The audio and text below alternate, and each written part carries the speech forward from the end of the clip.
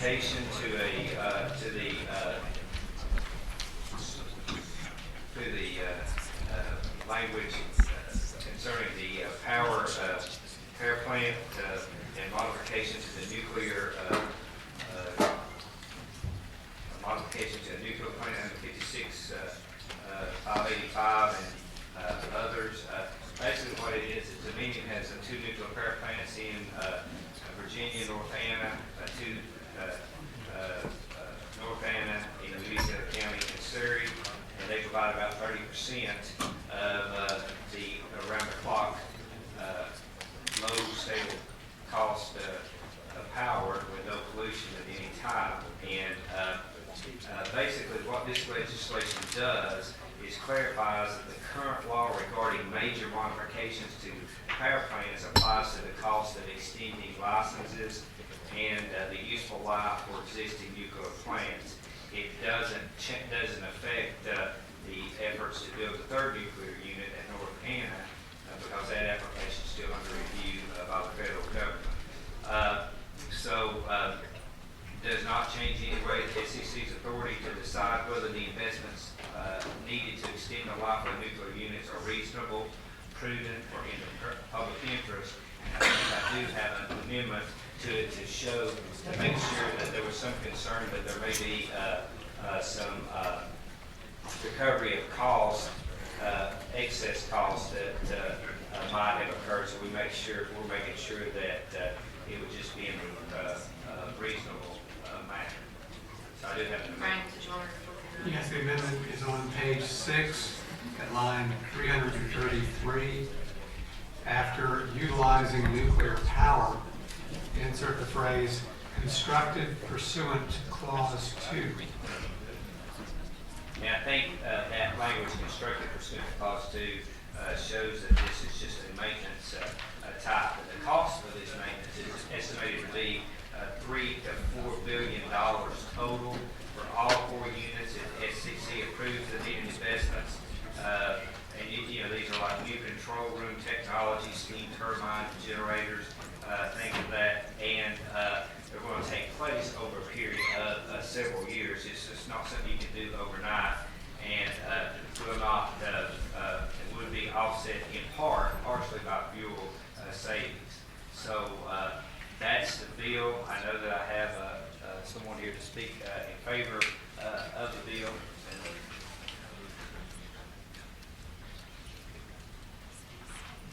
Yes, come forward. Yeah, did y'all adopt the amendment? No, the motion to adopt the Be good to amendment. adopt the amendment, otherwise it's. Move to adopt the amendment. All in favor of the amendment, say aye. Okay, we got your amendment.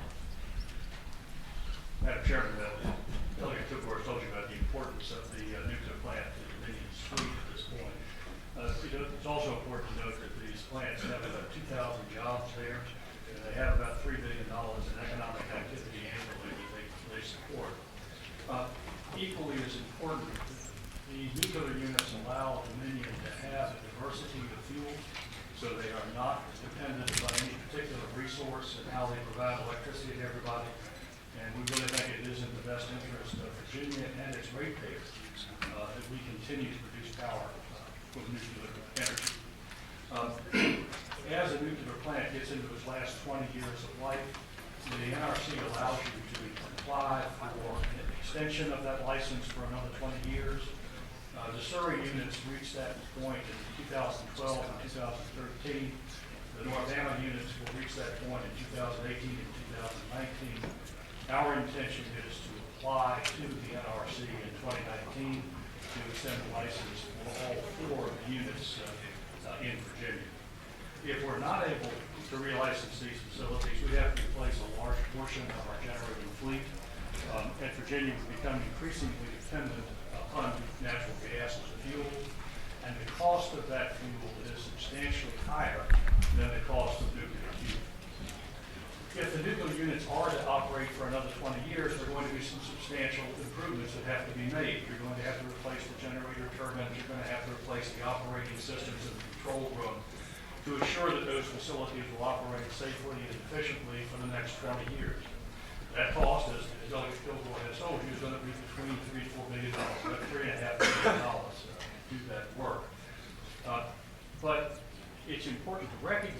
that if we do that work, the fuel savings will be 3 times that now, because we will not have to purchase alternative fuels to the uranium that is in the nuclear plants. In the 2007 REG Act, you all established a mechanism to encourage generation. It's worked quite well.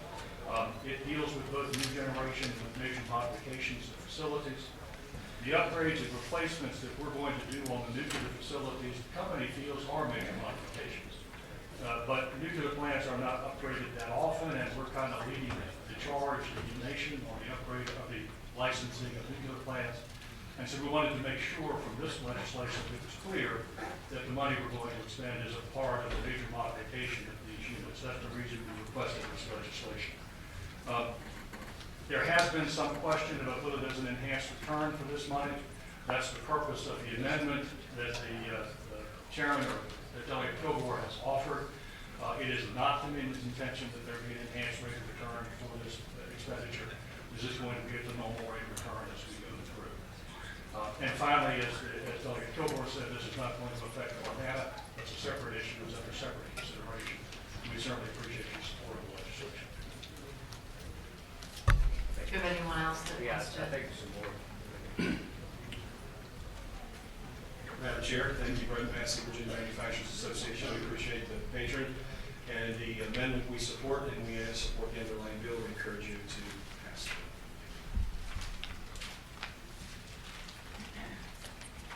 Anyone else? Come on down. Good afternoon. My name is Sama Bilbao-Leon. I am currently the chairperson for the board for the Virginia Nuclear Energy Consortium, or VNEC. As you probably know, VNEC was established by the Virginia Institute in 2013, and we began operating in 2015. Our mission is to sustain and enhance the Commonwealth of Virginia as a national and global leader in nuclear energy, and serving as an interdisciplinary business development, research, training, and information resource on nuclear energy issues.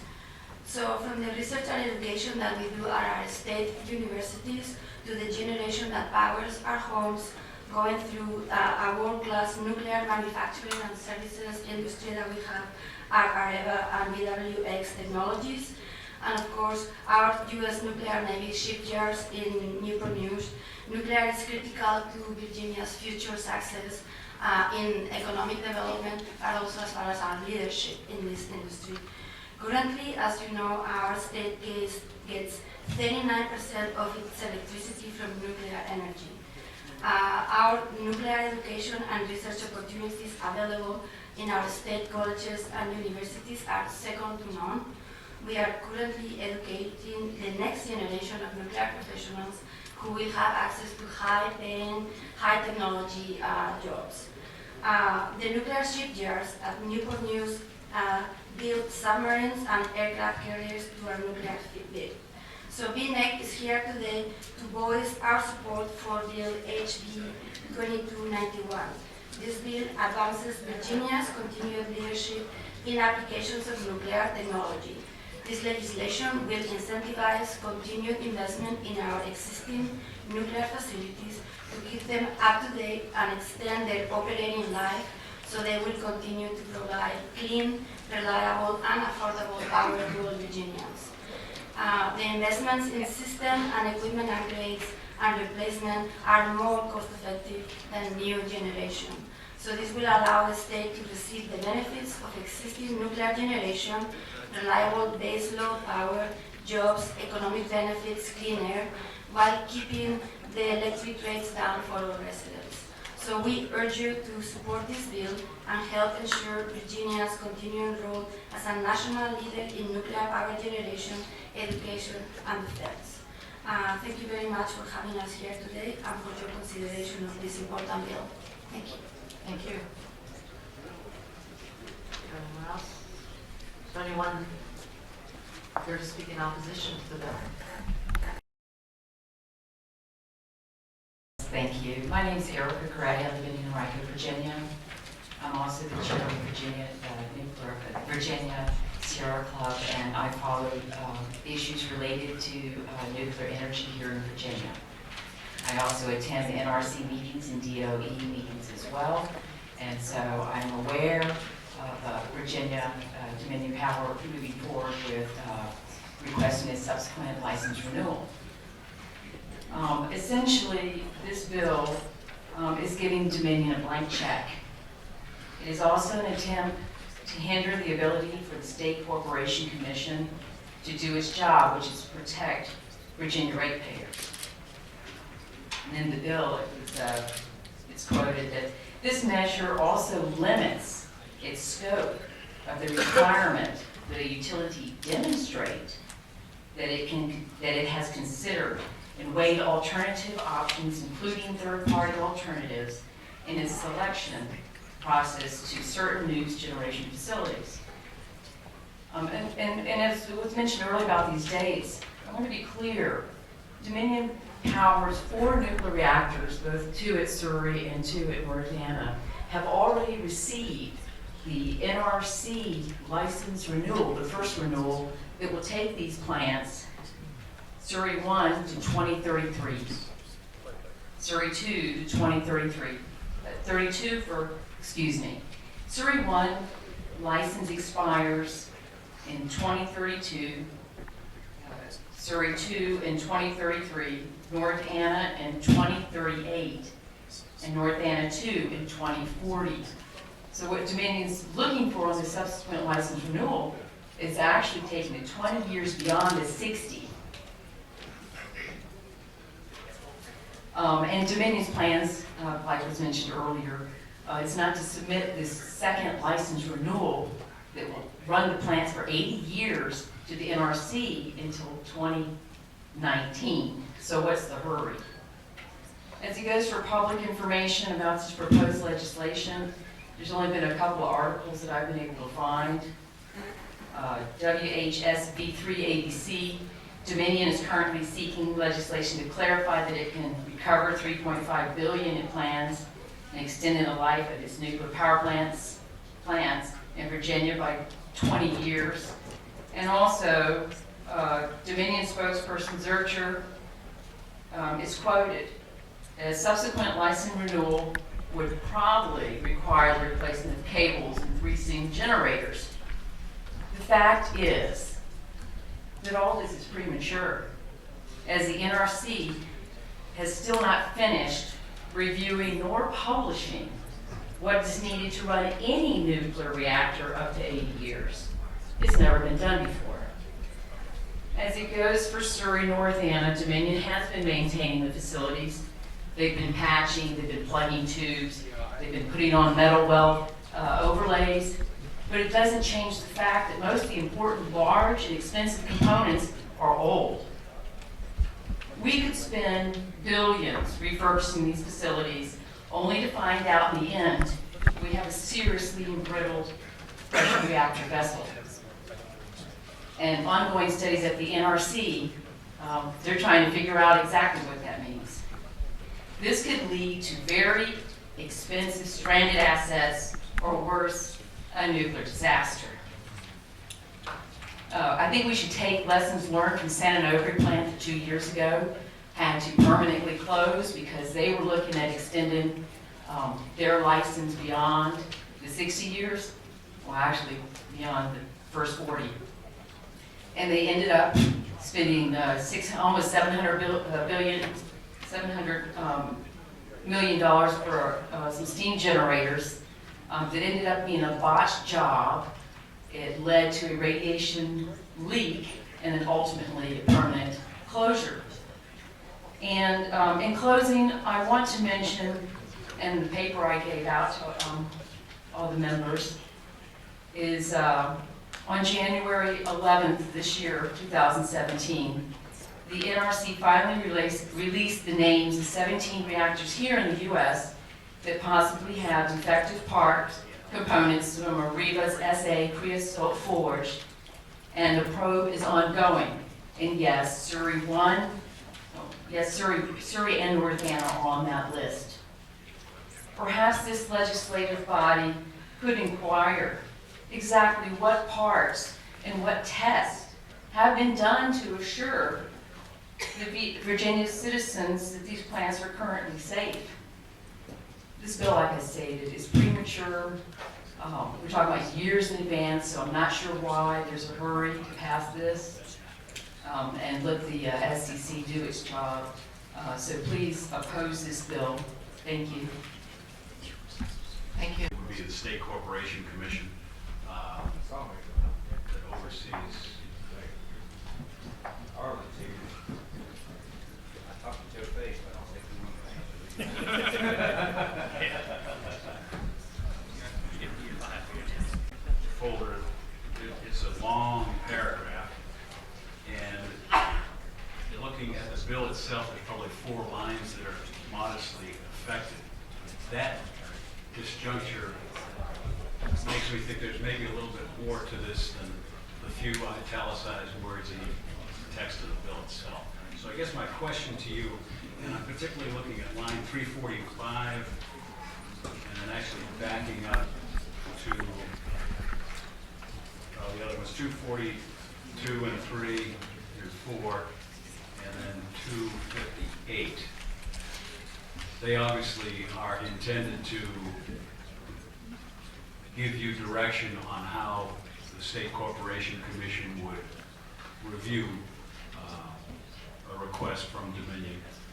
Could you describe to me how this changes the way you would currently address an application if this were to pass?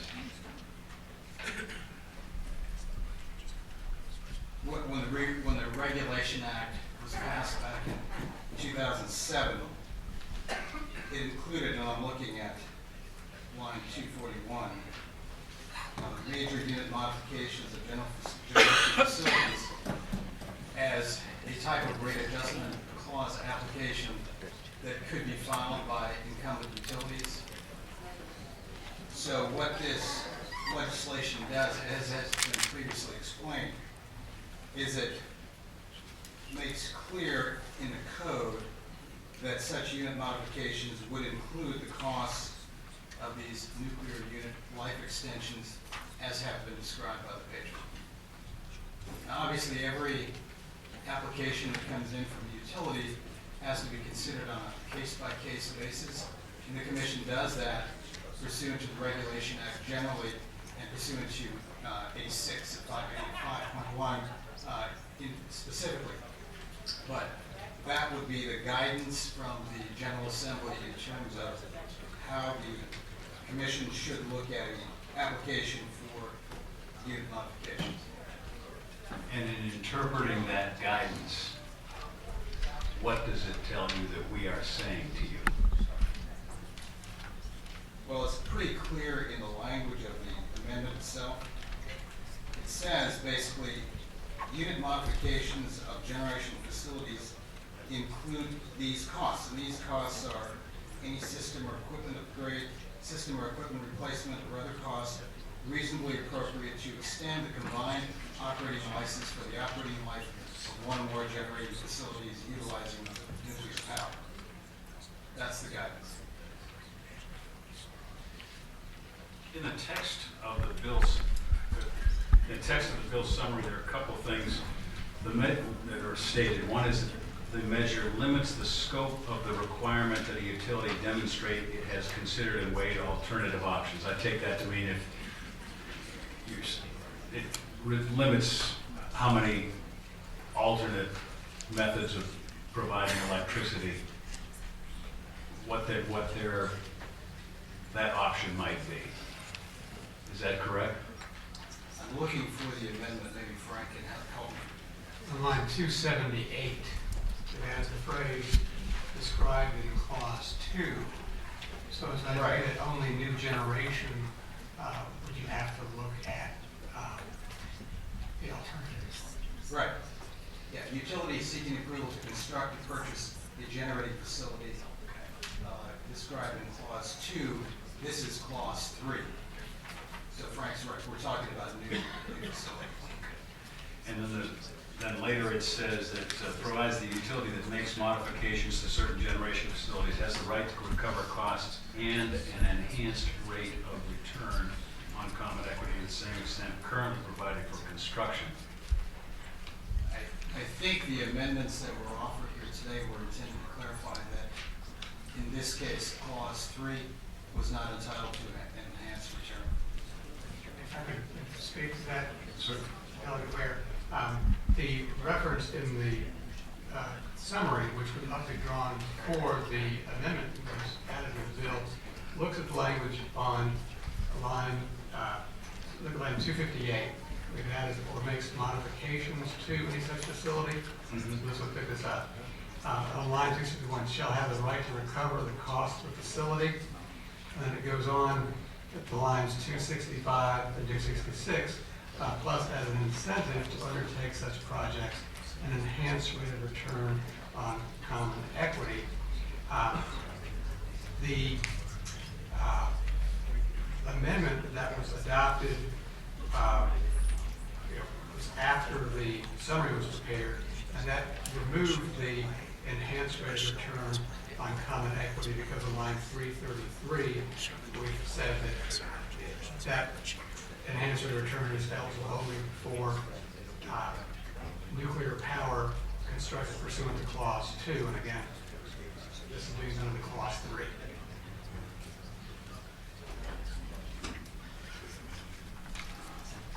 So,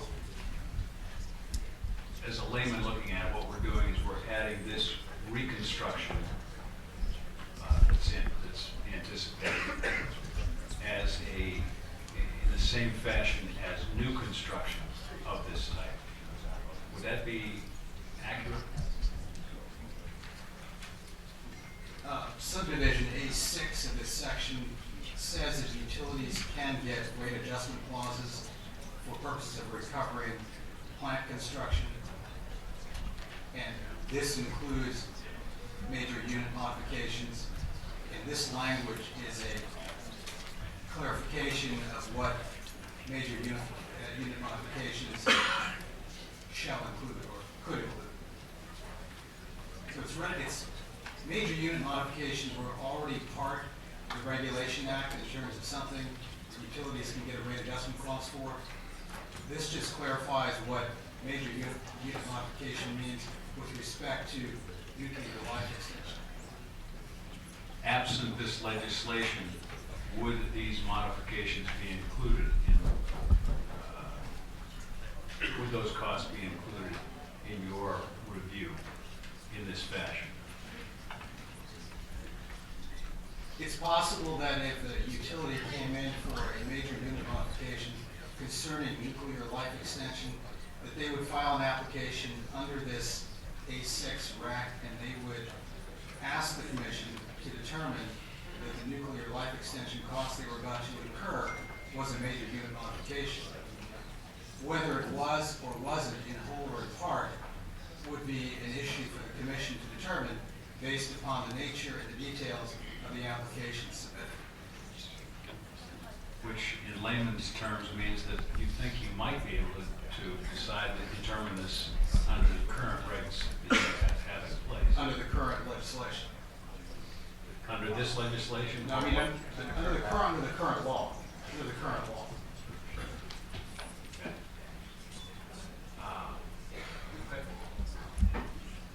I hope my answer was clear. If not, please let me know.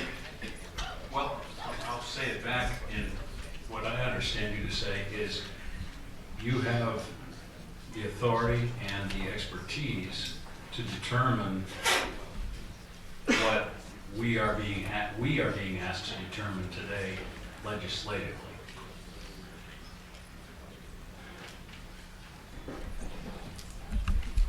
It's a question of how the commission would apply the law to a particular application, and that application would contain the details. And if the application was for an A6 rate adjustment clause for a major unit modification for a nuclear life extension, the commission would determine based on the application that's filed whether or not it would construe the legislation to pick that up. But we've helped decide if, assuming this bill passes, which I think may be a fair assumption, we've made that determination for you. You provide guidance to the commission in that respect. That's One question that someone may want to add, or I can ask, is without this bill, also there's a possibility they would get an enhanced, they would get that enhanced return that I took out in that member block. I'm not sure. Yeah. I'd have to get back to you on that. In terms of how the language would be If it's applied. possible, that they could ask, that's, now they can't. Yeah, I think they could ask for it. I'm not sure why they're giving the existing language. They would or wouldn't get in the extra term, but this would eliminate that possibility. That's why I brought that in, to make sure that it didn't occur. Thank you, Madam Chair. Okay. Tony Kilbert, you want to say any final words? You've heard the bill, I don't think that's. Okay. Committee, have any questions? Or I'm sorry. May I ask you for one moment, please? Excuse me. Ma'am, you've been already up here for a long I time. understand, but I just want clarifications, please.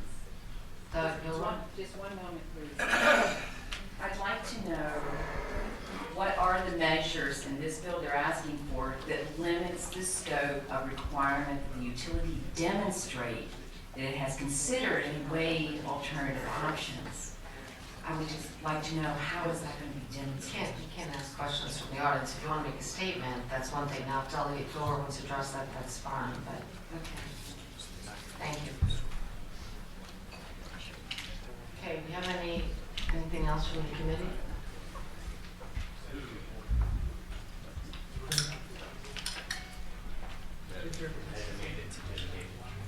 Do we have another one? Yes. We adopted it. Yes. So you move to report as amended. Motion to report as amended. Do I have a second?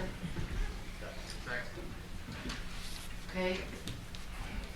No further discussion. Everyone ready to vote? Vote on the, Okay. I think I'm voting.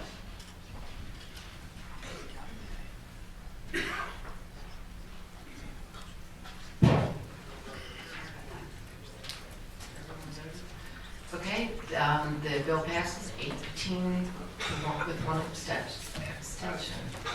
Madam, Thank you. Madam Chair, we might have one more bill, House Bill 2310. House Bill 2310 is with Consumer Finance Company.